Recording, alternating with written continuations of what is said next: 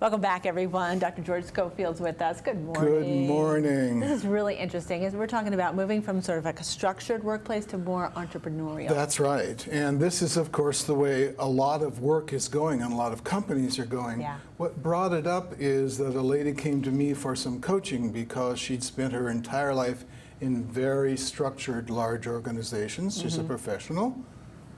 And she was being offered a job in a much smaller, very entrepreneurial company. So she, out of habit, of course, because it had never happened to her this way before, Right. She wanted the job description, she wanted to know what it was going to pay, she wanted to know who her boss was. And she was waiting for the boss to tell her all these things. Right. And if you're offered an entrepreneurial job, you're the expert. So there's a good chance that while your boss has an idea, Right.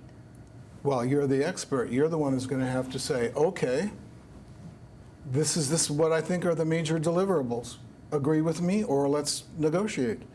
Here would be my plan for the first 6 months to achieve these. Here's the budget I need. This is what I think the job is worth.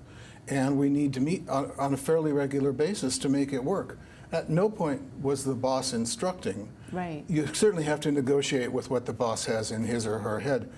But in a lot of entrepreneurial companies, you're not hired to follow instruction. You're hired to be the internal expert. Right, and then you're sort of switching the way you're hardwired, and you're sort of taking a leap of faith to do something like that. And that's very hard for a lot of people who have only worked in very structured environments. So when you come from a structured environment into that entrepreneurial place, how do you then know you're succeeding? You're, like we've said, that the boss is not really telling you what to do. The first place is to have an agreement about those basic things. Okay.